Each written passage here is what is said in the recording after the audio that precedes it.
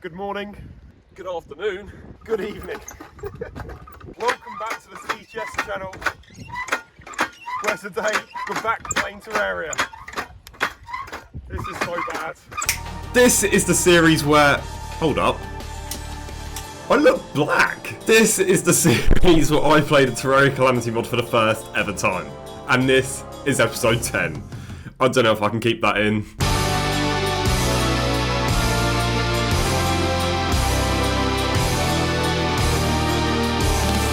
Turn CJS is back, as I've just returned from Lanzarote. I know I said previously I was going to Fuerteventura, but I got it wrong. Somehow. As we load in now for the 10th time, we're in double digits now, I can't believe it. But I'm recording this on Thursday, which is a day later than usual, meaning I have a little less time to do the recording and editing for this episode. But to make up for it, I have an announcement. The next two Terraria episodes are going to be massive, like the low taper fade meme. Massive! They will be, by far, my biggest two Terraria videos ever. Trust me, you will not want to miss either of them. But getting on with the video now, last episode I did this. This will be our first wings of the playthrough. Hang on. There we go. Oh, it really did not do much. No wonder it didn't do much, you crafted the wrong ones, you... So, let's rectify that and actually craft these skyline wings, which will be my first mini objective to correct my mistakes from the previous episode. First, I had to craft some extra sunplate blocks, which I just about had enough materials for. And now we can finally craft these skyline wings. And let's get these stupid chicken wings out of here. As usual, I'm having a really difficult time choosing which accessory to replace for these skyline wings. But I think I'm going to go for the Gladiator's Locket. Fine. Play the meme. You are the weakest link. Goodbye. And as the beautiful Lantern event theme starts playing, you may have noticed that I said mistakes from last episode, and that is because I mixed my armor set when I was trying to put on the aero spec, which I didn't realise for the whole video. Stupid! So let's get back the breastplate and greaves and swap them out for the molten armor. That was such a tragic mistake on my part, especially missing it for so long. But at least with that now, we can tick off mini objective number 1. At this point here, I somehow accidentally muted my mic. I still have no idea how, but look at the footage just after.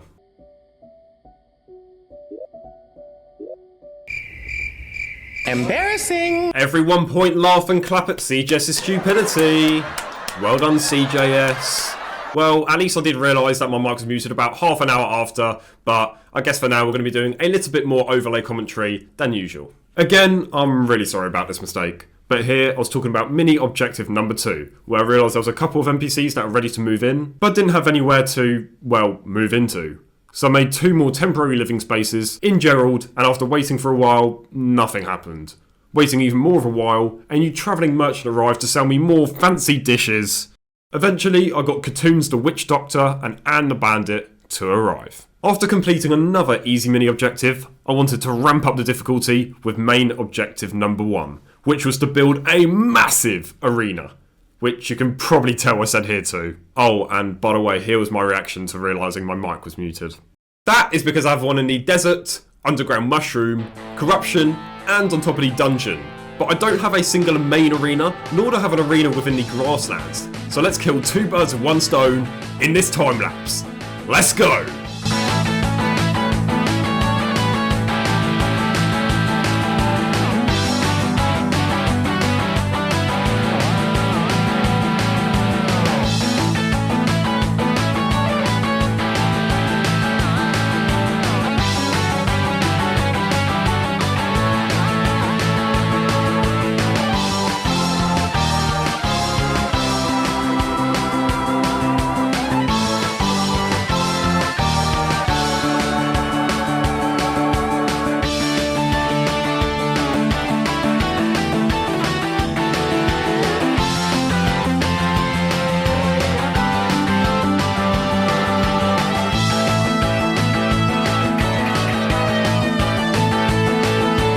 And with that, we are done. Wow, that took ages. But now we have got a super arena. And as usual, I'll release a short on this within the next few days, and the most liked comment on it will be the name of this. But I've got 4 rows of 200 platforms, all made out of obsidian platforms, as I like the look of them, and the colour scheme kind of matches with the CJS logo a little bit. And if you're wondering what I was doing at the end of the montage, I was individually placing all these obsidian bricks so they wouldn't have red eyes on them, which in itself took ages, but at least now it's all done and we can tick off main objective number 1. This arena is going to be super useful, not only in this episode, but in the entire playthrough, so I'm really glad I've got it out of the way.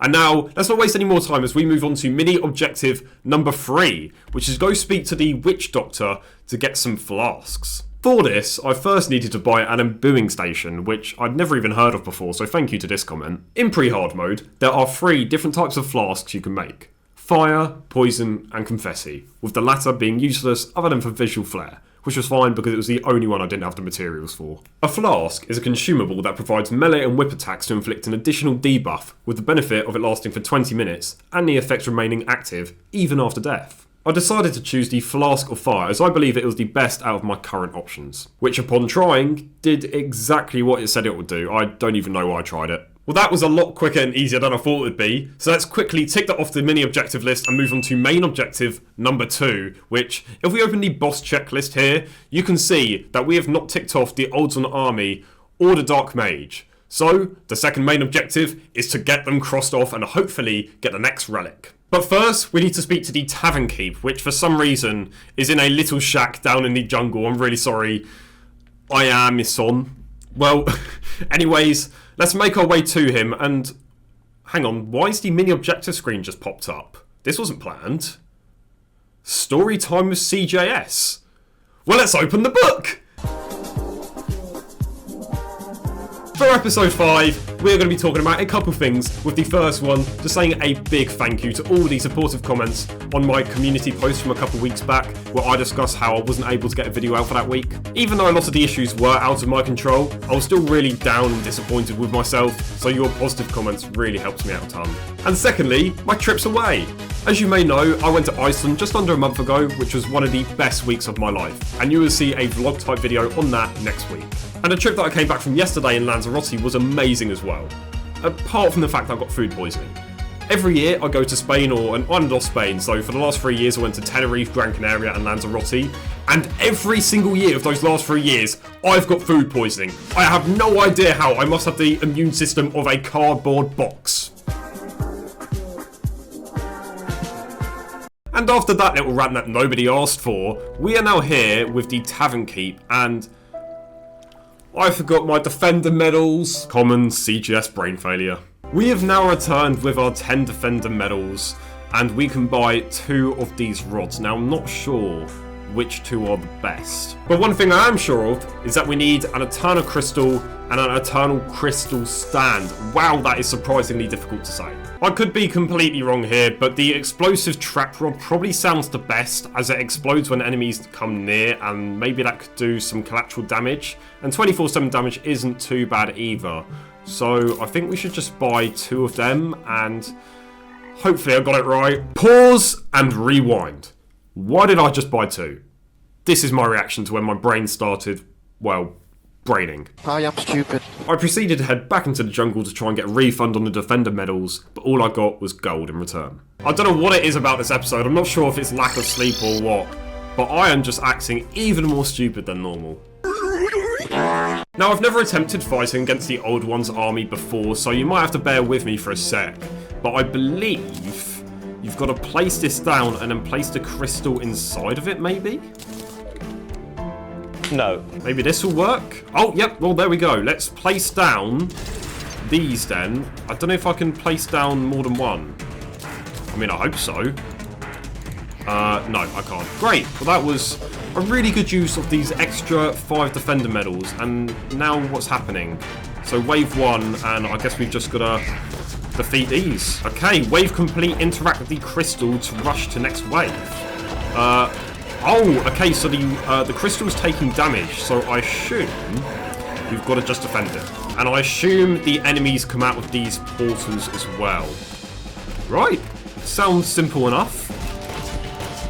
Wave complete, nice. This is quite good fun, actually. Oh, okay, so we've got some big boys, we've got some javelin throwers, and I will say this whip on the Biome Blade is clearing it out really, really well. So I assume there's going to be kind of a mini boss spawning in one of these waves. and that's where I'm going to get the relic from. Oh, hang on, there's some flying things now. Got to be careful of them. Okay, this is getting a bit harder now. Oh no, I'm starting to get overwhelmed a little. I mean, it says wave complaint, but they're still here. No, these flying things are so annoying! And our Eterna crystal is almost down to half health, but at least we're on wave 5, and Dark Mage, I think that is the thing that drops the relic. Okay, Dark Mage has spawned. We need to get rid of it because the crystal is getting very weak. No! No! Okay, there is the Dark Mage. Let's just focus on it. Okay, the Dark Mage is dead, but I think the crystal died. I think? I have no idea what is going on. Oh, we defeated it. Well, we got our 5 defender medals for beating it, but where's our relic? It says here we defeated it, but we just didn't get the relic for some reason. Oh, not a blood moon! As the world turned red, I took the opportunity to buy myself an actual new rod this time, being the ballista rod for its high damage and piercing, before returning to the onslaught of death.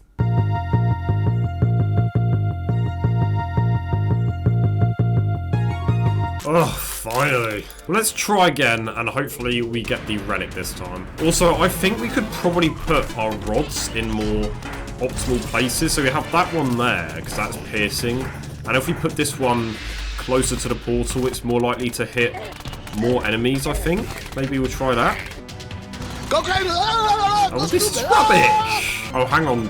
Cost 10 Ethereal mana. Well, I've got that now, so maybe I can place it now. There we go. See, I'm starting to learn how this works. Also, the Gold Plume Spear with the Fire Flask, it's just so satisfying. I'm literally spawn camping them. This is so OP. The music is so, like, inspirational for this as well. Okay, final wave. Let's just hope we get the relic this time. Please, fingers crossed, let's get the relic. I don't want to do this again. I don't think I did. No! We got a bunch of other loot, but just not the thing that we needed. However, the Dark Mage's Tome sounds pretty good, so let's try this out. Wait, you can glide with it? No way. Does it last forever? No, okay, it doesn't last forever, but that's still pretty cool. Well, I guess let's try again. I'll see you on the other side. Surely this is a bit OP. Well, that was really successful. I don't think I got a single hit on my tower. But again, no relic. Well, that was overall really good fun, and we did get the trophy. We did manage to defeat it first try, and I'm going to put the ballista rod into the item frame. I think that was the most memorable thing there. However, we didn't get the relic. I mean, we did cross it off on the boss checklist here. We crossed it off in the Old One's Army. We crossed off the Dark Mage. But because we didn't get the relic, I don't think I can give it a full tick on the main objective list. So I'm going to give it a tick and a cross, and then hopefully you guys in the comments can help me out as to how I can get the relic. And speaking of relics, our next main objective is to try and get our next one by killing the next boss. And that isn't the Perforators because we can't fight it.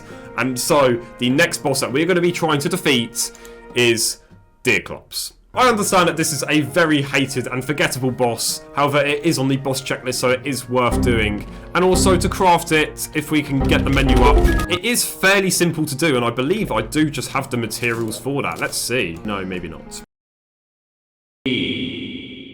Of all the things that we needed there, it's more Demonite ores. Well, I guess it's time to fight Eye of Cthulhu. And again, we might as well try out our arena.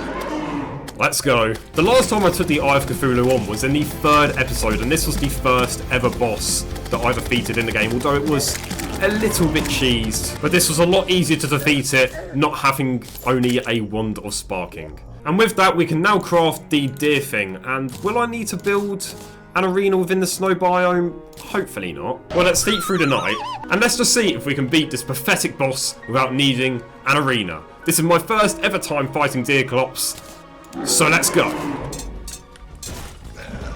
Oh, what the? Oh, what? Why is it so dark?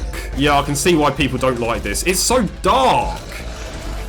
Deerclops, you're single-handedly making my video worse. You're making me annoyed. You're making my viewers annoyed.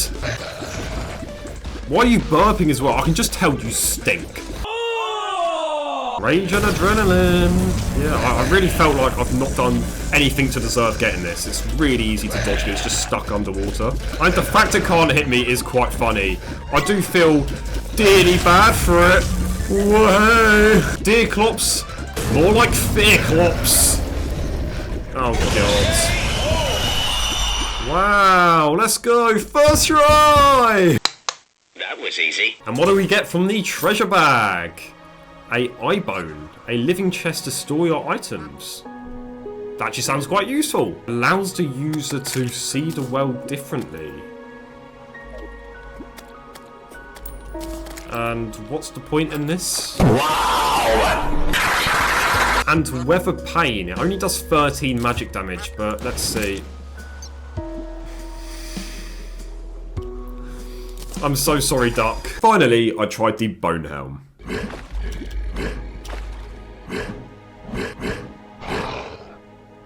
Yeah, it's not that good. Well, just like this bone helm, that fight was relatively useless. However, we did get the Deerclops relic now, which we can now place in the chambers of the inferior living beings, as we had beat another boss first try. And I think the item that kind of resonates with that fight the most is the bundle of horseshoe balloons, because I was literally just able to jump over it, and I only got hit a couple of times that whole fight. However, now I am going to have to make another one. Well, whilst we do that, at least now we can tick off main objective number 3. Well, not to waste any more time, let's get a new warding bundle of horseshoe balloons, just like this. And with that, we're done. That was actually fairly quick and easy. So now, let's move on to one of my favourite segments of the video, Comment of the Week. Was it just me, or were the comments from the last Terraria Calamity episode even better than normal? It is always just so difficult to feature one comment as comment of the week, so for this video, I'm going to shout out some runners-up, such as 7499, who sent a really heartwarming message that made my day. Etherlight FX2GW, who came up with some incredible gameplay tips and channel tips, which resulted in a really deep and personal comment and reply from myself, where we helped each other out. Hemhem35, who said LPP. Why LPP? LPP. LPP. Moving on. Ripley Terraria, who managed to finesse their way into watching the video 4 days early by finding a video link in the Calamity playlist. Fair play for being the first ever person to be able to get early access on a CJS video. But speaking of first, the winner for comment of the week goes to Lighty, the first ever donator to the channel. Lighty donated 50 Swedish krona whilst also leaving a beautiful message saying, every time I click on a video of yours in my recommendations, I'm never disappointed after clicking on it. Such an underrated channel, can't wait until you get more attention. Thank you so much. I feel guilty taking your money. You know you can watch this all for free, but it is massively appreciated. Lighty, you'll be going down in the CJS channel history books. But as usual, if you would have a chance to be featured for comment of the week for my next Terraria Calamity episode, episode 11, all you have to do is subscribe and comment down below. Back to the gameplay now, and I don't know why, but I've just had a really sudden urge to fight the boss rush again. Come on then, I'm not scared of you. I'm beating you first try.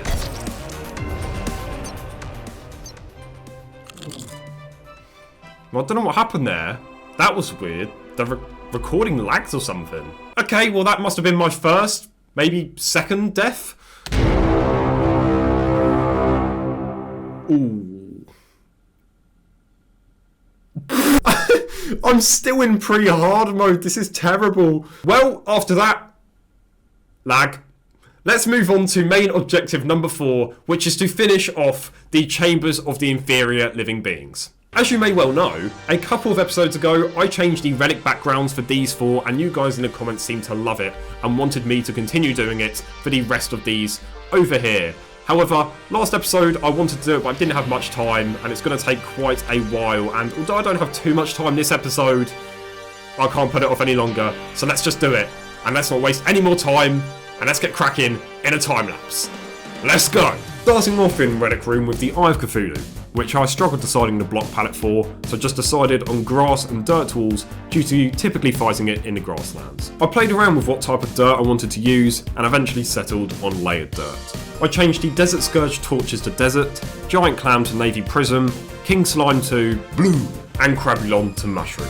For Eater of Worlds, the walls and blocks changed to Ebonstone for the underground corruption, as well as demon torches, whilst the hive mind got corruption dirt, corrupt growth walls, and corruption torches, signifying the surface where it spawns. For Skeletron, I gathered some dungeon bricks and walls before going back to get some bone torches. Queen Bee obviously had hive blocks and walls with yellow torches. Meanwhile, I got some purple torches for the Dark Mage and kept the Gemspark blocks as I didn't know what else to put for it. And finally, for Deerclops, I chose snow blocks and walls for obvious reasons with ice torches. Well, I know I said I don't have that much time, but that took ages. Guess there are going to be a few more sleepless nights to try and get this video out. Yay! In that time lapse, I explained my choice of blocks for all of these bosses. However, these last three I'm really stuck on. First of all, the Slime God. I just have no idea which blocks to use for this one. I'm going to need your comments to help me out as usual. The Wall of Flesh, I know what I'm going to use for this. I'm going to use the flesh blocks, however I cannot get them into hard mode. And then the perforators, I'm just going to use the crimson blocks and the crimson torches, similar to what I've done with the Eater of Worlds. However, I can't do that because I don't have access to the crimson blocks yet. However, saying that though, this has been an overall success. So we can tick that off the main objective list, leaving us with just one objective left. And I think you can all guess what that is. To defeat the next boss, which is the Slime God. To be able to spawn Slime God in, we need to craft the overloaded sludge, which we do already have the materials for. So let's quickly craft it. I'm getting nervous already. For my first attempt, this is going to be a no potion run, other than the Flask of Fire, which isn't really a potion. It kind of is, kind of isn't. But anyways, let's get all of our buffs ready. So deploying our herring staff, eating the slice of cake, and spawning the Slime God. Here we go! Wait, what? There's two slimes? Well, double the slimes, double the pain.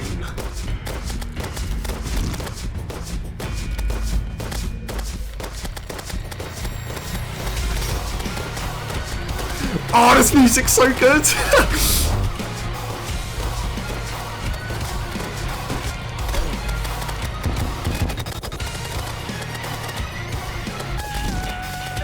It's farting everywhere. It's disgusting.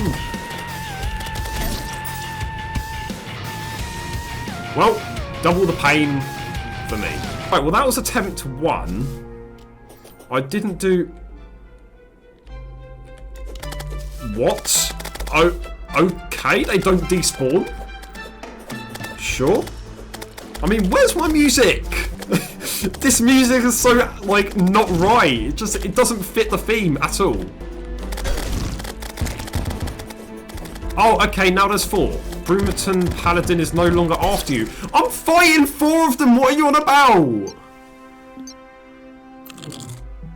It's still there, no! I don't know what's going on. I think it's glitched or something. But it's not good.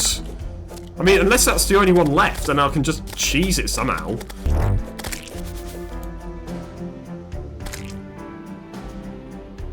Well, I killed it. But nothing happened. Oh, guys, I'm so confused. I have no idea what's going on. Well, I didn't get any loot other than some gold, and it says that I haven't killed it on the boss checklist, so that was definitely a failure. I assume it just didn't properly despawn because I spawned back in so close to it. I'm really not too sure. No time to dwell on it. Let's just go again, and now that I've kind of learnt the basics, hopefully I can do a bit better. I can see why I put this into S tier, my original Terraria Calamity music ranking. It is so, so good. Unfortunately, this boss fight isn't going so, so good.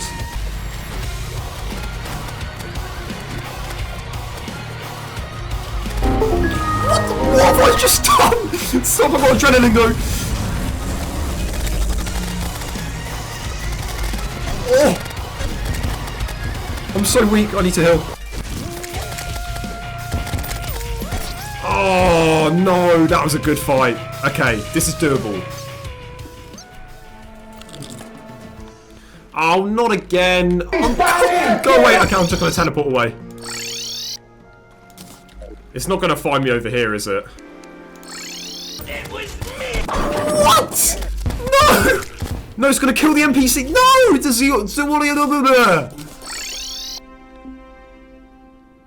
What? What if I just Hello spawn in there. a new... Oh no, that was a mistake. I didn't think it would actually spawn in another one. Wait. Have I just found the meta? It just sinks. Wait. Not sure if the Calamity devs thought of this. Okay. Oh no, I think they have. Beautiful dodge there.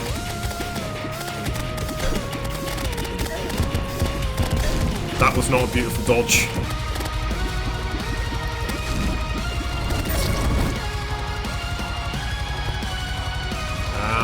This is not good. Wait, please say this is not going to be...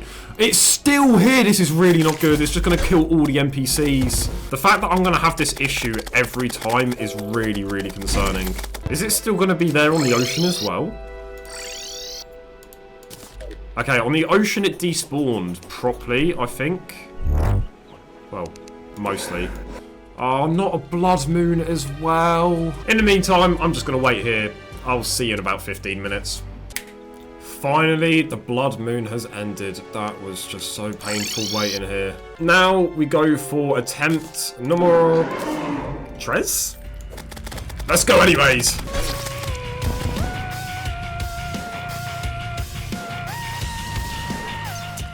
Ah. At least that time, the slime god despawned properly. Never mind! Oh, really? At least I'm getting in some good practice, I guess. But I just really don't want this to turn into another Desert Scourge. This is not good. Well, you know what they say. If at first you don't succeed, get a bunch of potions to help you out. Hopefully now, the result will be different. Let's find out.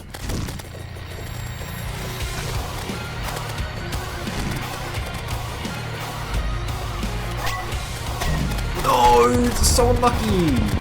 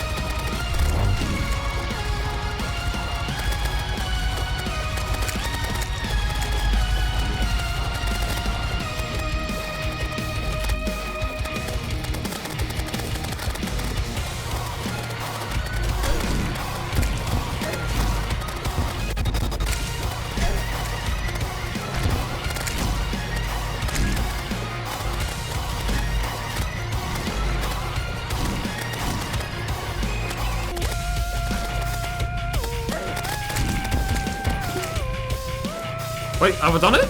Oh, yes! Thank God I played that so well. I think that was the best I've ever played that game. That was fully deserving of a win. Let's go! Relic down. Attempt number 1.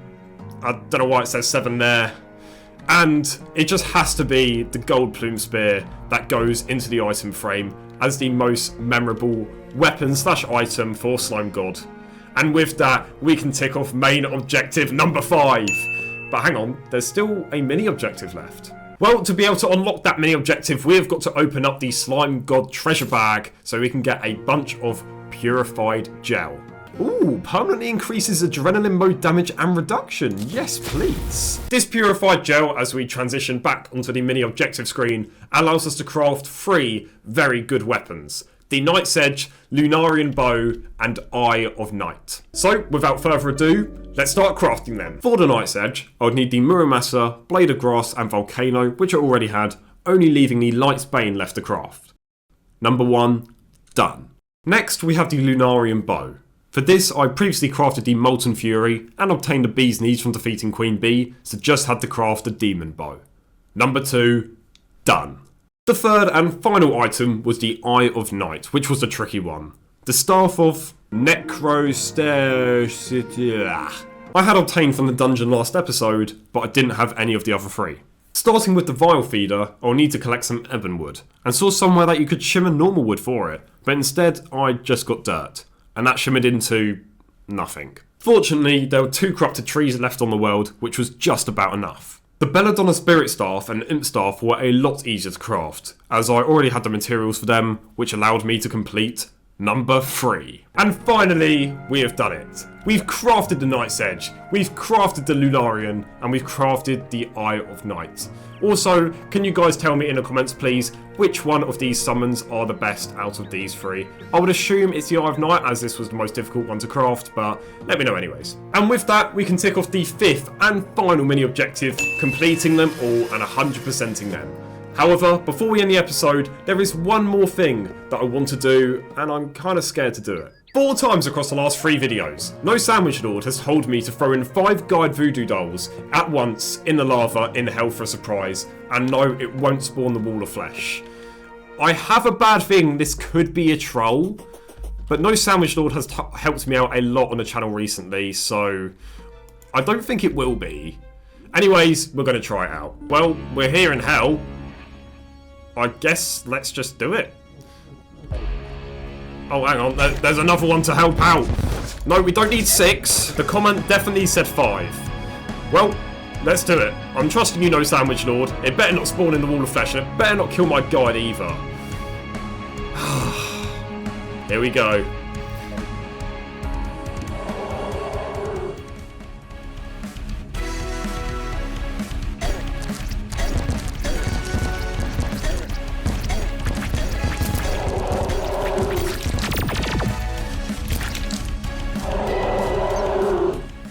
No Sandwich Lord, you're banned!